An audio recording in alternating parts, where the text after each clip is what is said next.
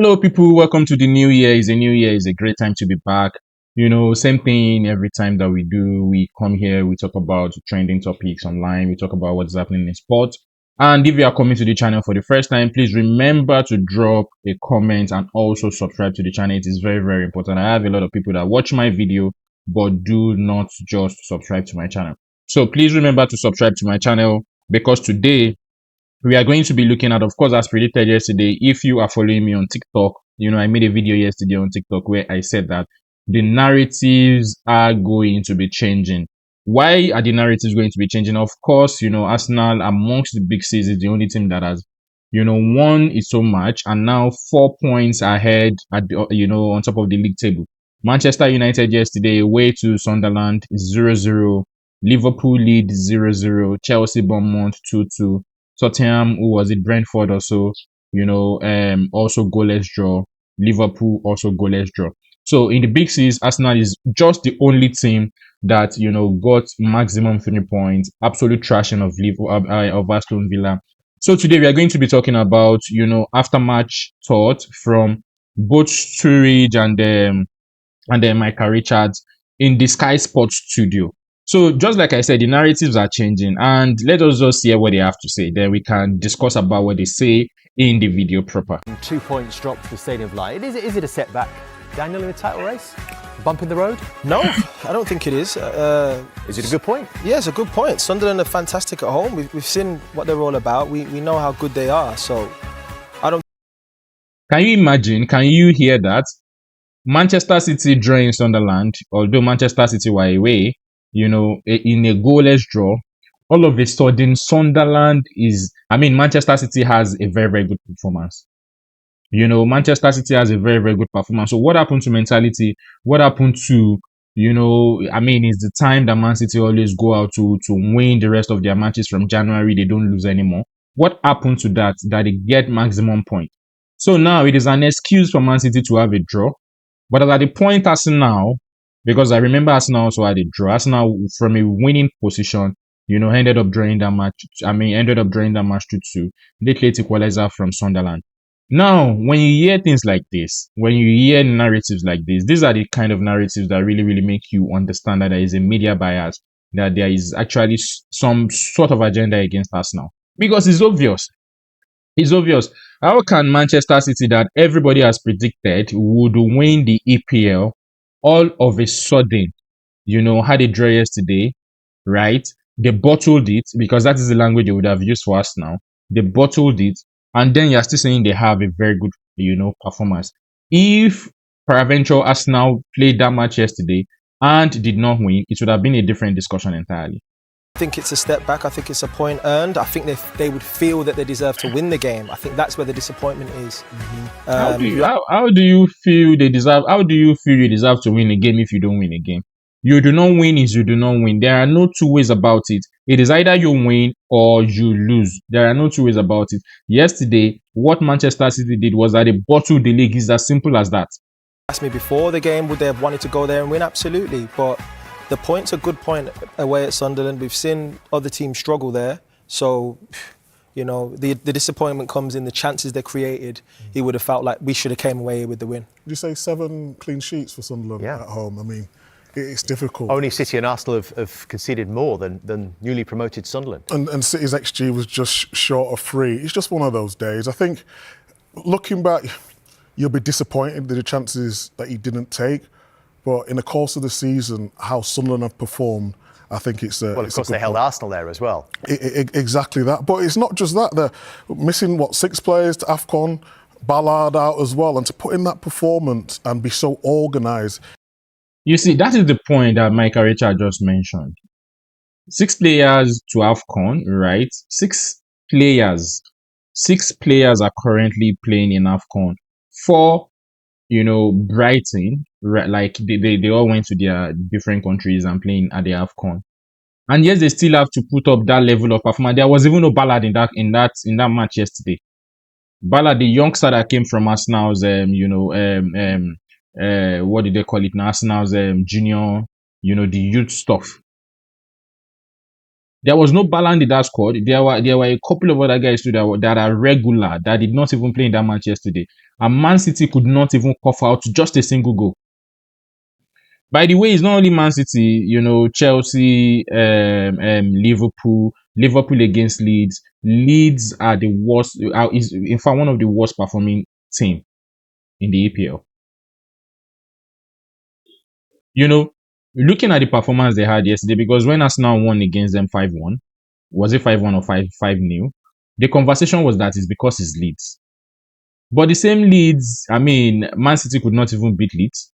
Who was it again now? Could not even beat Leeds. Liverpool could not beat Leeds. Chelsea could not beat Bournemouth. Look at that. Look at what really happened.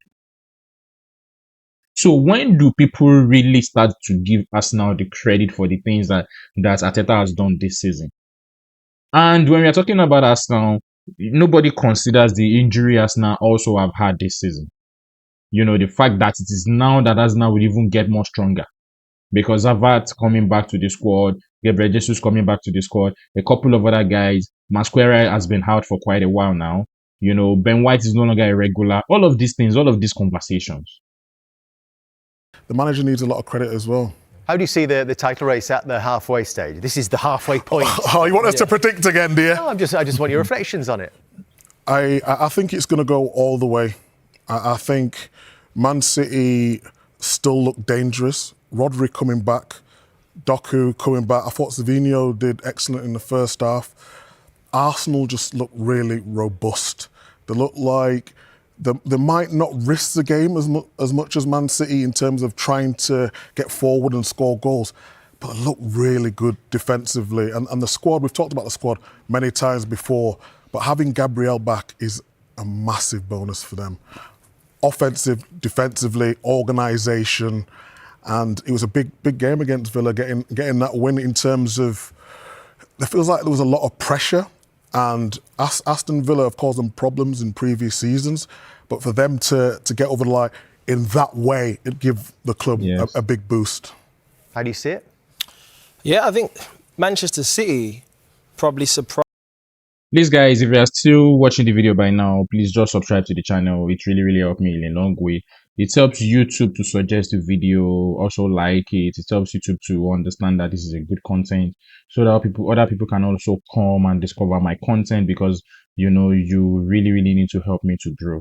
So thank you as you subscribe, and please let's continue. Surprised, a lot of people in terms of how well they've played so far, considering where they were last year. You look at them this year, they're going in the right direction, and I think they're building that confidence and that belief that, okay, we're getting back to our best now. Just like Meek said there with the Rodri, he's come back to fitness now, and potential new players joining the club as well. They've got that optimism. You can see that Pep, he looks like he's got that, that feeling that they can actually challenge and win it as well. And for Arsenal, we talk about Arsenal and we say, when are they going to take the next step? Could this be the year? The players they have, they've got goals in the wide areas. They've signed a striker who should be able to help them score goals. They've got Gabriel Jesus coming back, who's been brilliant for the club through the course of his career, and Havertz. And then defensively, like Meek said, with Gabriel coming back, Nkapie has been brilliant, Mascara has been brilliant. That was the question mark before. Okay, the defenders, if they lose Saliba, they lose Gabriel, maybe they can't compete. Maybe those injuries. They've signed two quality centre-backs who help them.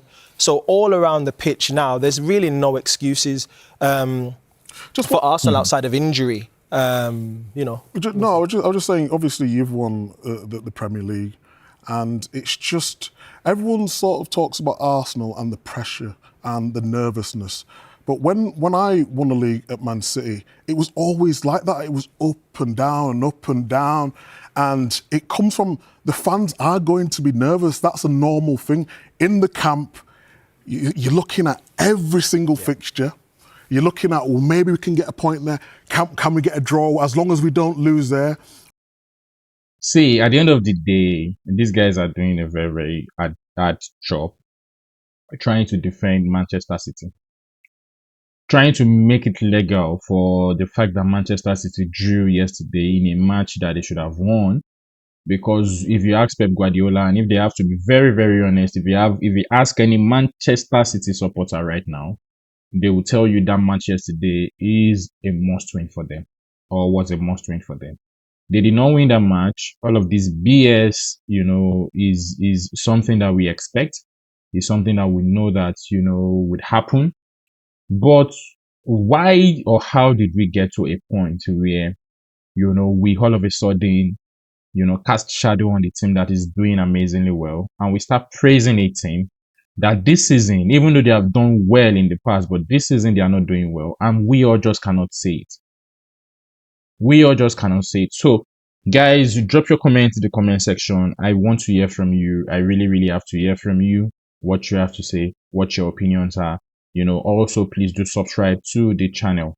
This is really what I want to talk about. I just wanted to show the BS, but let me complete the video. It's just a couple of seconds more. I remember going back to the year we won it, and Man United dropped points to Everton late doors. I think it was 4-all in that game. And there's going to be moments within the season which is going to be the turning point for both. Obviously, they play each other, I think it's in April. That's going to be a massive game. But I think it's going to go all the way to the end, because the know-how of Man City, but the willingness of Arsenal as well, wanting it so much. Damn. Okay, so every match is a challenge for us now. But every match for Man City is not a challenge, because of course they are building a new squad.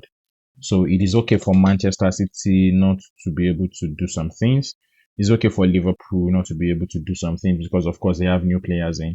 But Arsenal did not have any players in. No Masquera, nobody. Masquera has been there for quite a longer time. If you understand what I'm saying, I'm just being sarcastic. So guys, this is the video. Please remember to drop your comments. I'm going to see you in the next video. Also, please do subscribe to the channel. Thank you.